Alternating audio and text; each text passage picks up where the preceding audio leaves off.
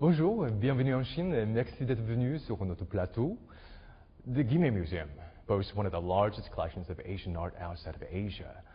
What did you discover there since your arrival at the museum that shook up your understanding of Asian cultures?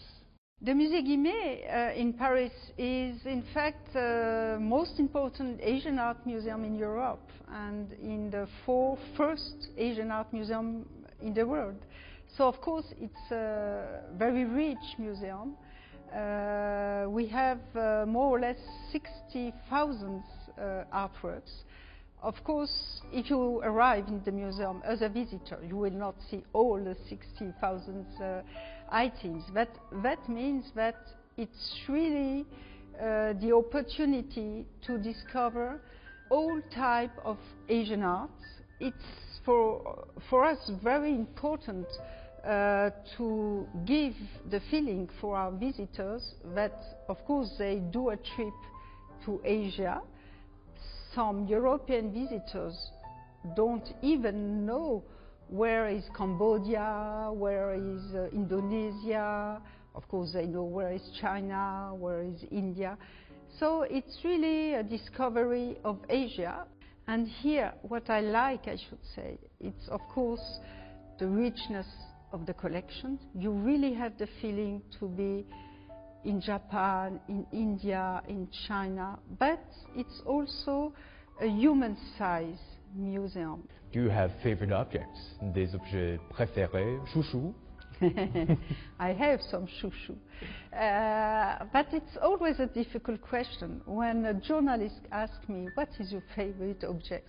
Imagine my problem, we have 60,000 objects, so I could just spend 1 hour with you saying all the list of, but one of my favorite objects is a Chinese object. This object is a vase, a blue and white vase from the Yuan dynasty. Just the vase is totally blue and you have a white dragon. Very pure, very simple. The shape is perfect. And so for me it's not a Buddha, it's just a vase, but it symbolizes what I like in Chinese culture and Chinese civilization. Now I know there are more than some 20,000 objects within the Chinese collection at the museum. This collection right here, what have you learned through this collection about China and about the West by way of Chinese art? Of course, we are very lucky to have a very rich Chinese collection. First of all, some ancient bronze collections from ancient China. Very amazing pieces. We were very lucky to have the donation of Tang Dynasty objects, also from a Belgian collector several years ago. And of course, all our decorative art department has a lot of porcelain, ceramics. I think we have one of the richest collection of porcelain in Musée Guimet due to many important collectors and lacquers, etc. And what you say is very true. Of course, we learn through this collection about Chinese art, Chinese techniques, material, the jade. We devoted an exhibition several years ago about this precious material of stone of jade. So we learn about, when we look at our paintings, we also have very nice paintings from the Ming dynasty. So we can really discover what is China through its art. But you're totally right, and I like to say also that it's a European vision of Chinese art. Maybe to precise what I want to tell you, we have important collection of Tang Dynasty figures in terracotta. Horsemen, polo women, polo players, etc. And I was last weekend here in China, in Xi'an, the capital of the Tang dynasty, and I could discover all the relics you have here in China about the Tang dynasty. Gold objects, silver objects, monumental stone decor, mural paintings 4 meters high, and I just thought that we don't know anything for our collection about the Tang dynasty, but it's typical of what European people could collect on the market from the end of the 19th century, during all the 20th century, because this was what was attractive for European collectors, because it was for the bourgeoisie, it was good taste to put those figurines in their salon, etc. So that's why I often say to my Chinese friends, come and see the Musée Guimet. Of course, it's not Versailles, it's not the Louvre, it's not French art, but you will understand what is the European taste of Chinese art. And I think it's very interesting also to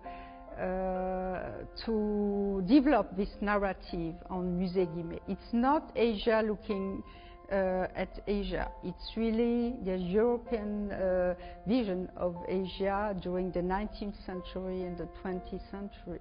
I can tell this is going to be a celebration of sorts at the museum next year, and not only because there's going to be the Paris Summer Olympics, but also because next year marks the 60th anniversary of diplomatic ties between China and France. What do you hope to achieve in this regard? For me, as new president of this museum, it's a real opportunity because, of course, our responsibility is to be very educative for our European visitors about those Asian cultures. And to have such a possibility of celebration makes things easier, because everyone on the high political level, on the administrative national level, in our different museums, we want to organize this celebration, and we are all working in the same direction, trying to make it as an event. So of course, when I heard that it will be the celebration, I immediately decided to say, okay, 24 will be the Chinese year in Musée Guimet next year. And of course, it's not just one shot for me. It gives me the idea that in the future, such a museum should do it with India, should do it with Japan, with Korea. So we are already working on an Indian year in 26, because I think it gives attractivity to the museum for an audience. Rather than saying, okay, we have one exhibition from May to July, and okay, and so what? But to say, okay, there is a Chinese place in Paris this year, or an Indian place in Paris, it's the place to be. I think it can be very attractive for people. At the museum, one almost has a privileged view of the singular splendor of each Asian culture, and at the same time, the collective sheen that they exude as a whole. As such, what stands out for you in terms of a common force, way, or philosophy that threads these Asian cultures? I will first start by saying, of course, maybe what is our French culture is rationalism coming from the ancient Greek culture. We just had an exhibition that closed last week about Asian medicine. So we introduce our public of meditation, for instance. Everyone now wants to do yoga. So there is a real curiosity of Western people to what I sometimes call Asian philosophy. Even, I don't know, meditation, is it a philosophy or not? So it's not the question today, but I see that young people that usually don't like museums in West. Here I see it's different. You have many young people in museums. In West, no, they prefer going to cinema, etc. But I see that Musée Guimet is for them very attractive. Of course, all those young people, as we know, love mangas, love K-pop culture. So Musée Guimet gives them the key of new value that are not the European value, but they are more and more attractive for the young generation. And so it's very, very interesting to see how those objects that in fact are difficult to understand for us, where when you are in front of Buddha or of porcelain or a Ming painting, it's not, we don't know Chinese, we can't read the calligraphy, we don't know literature.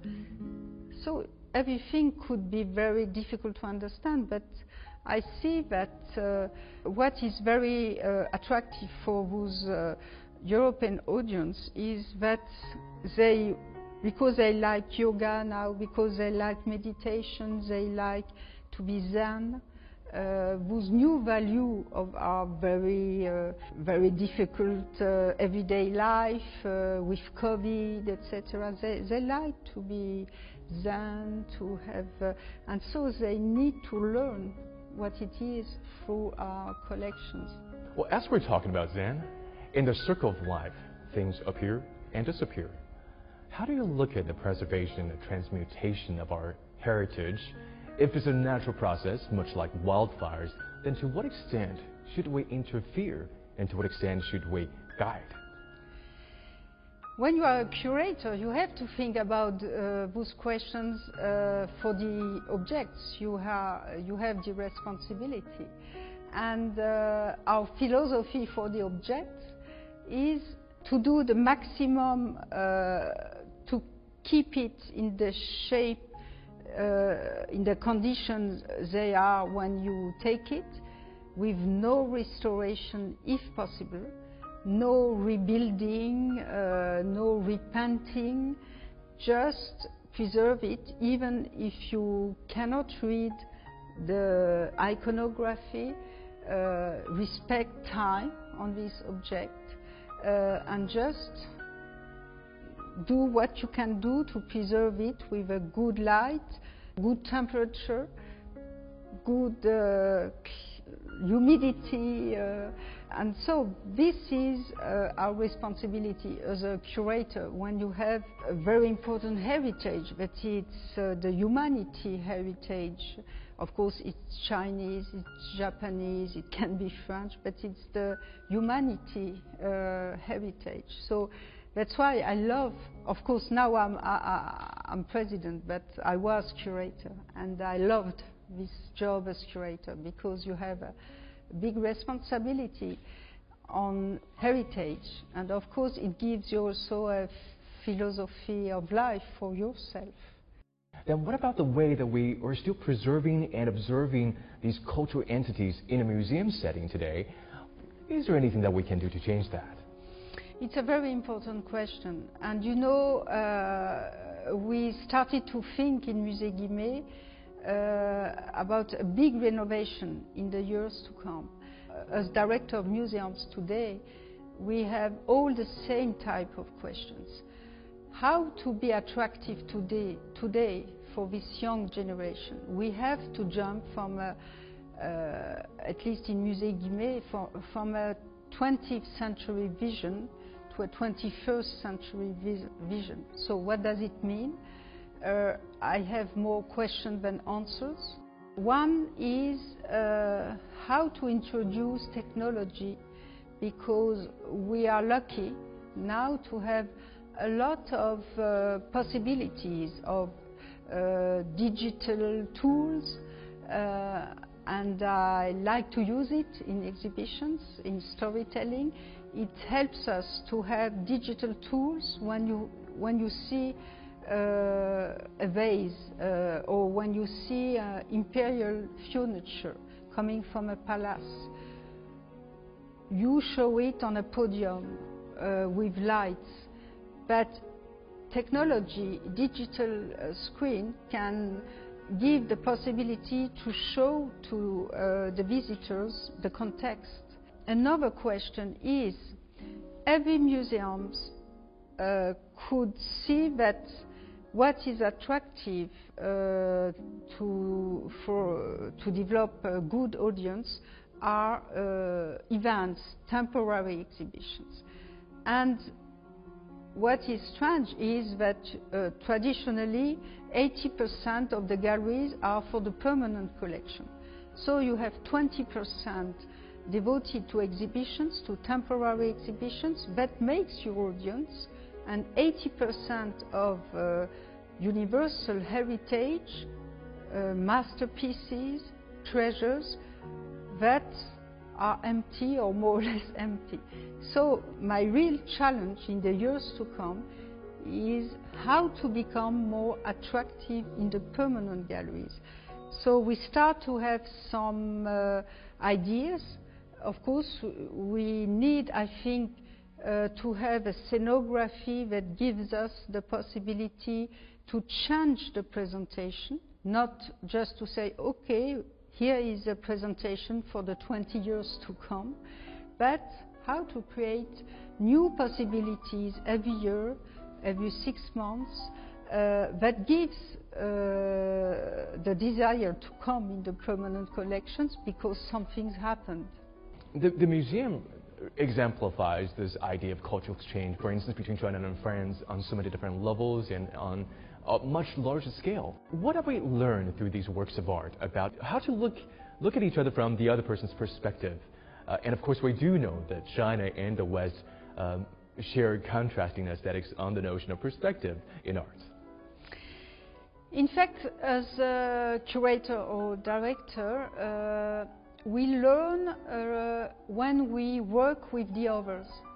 That's why I like to develop, and I'm here for that, to develop relations with my colleagues of Chinese museums, because we both have this responsibility to explain to our specific audience about who is the other. And I want to stay modest. I'm not Chinese. I cannot imagine understanding all about Chinese art, Chinese culture. So I see how it is useful for me to discuss and to work with my Chinese colleagues. And you see, we had a wonderful meeting last week in Beijing and in Xi'an about projects of exhibition that we call more or less Dragon and Phoenix. The idea is through such an exhibition to explain to the Chinese audience, because the projects would be in Chinese museum, project of exhibition, is to show to the public the artistical relation between the Western Asia and China during the Tang Dynasty and later. So I was saying, with my culture, specialized in Iranian art, you see, for me, the phoenix in Chinese art comes from Iranian art. And so my colleague says, no, look at such an object. We already had phoenix here, and we think that the phoenix inspired the Iranian through Chinese art. And for me it was really very interesting, because of course we will organize this exhibition here, and we have to be adapted to the Chinese vision of this. So this is one part of my answer. Thank you so much for these fascinating insights. Merci beaucoup. Merci beaucoup aussi.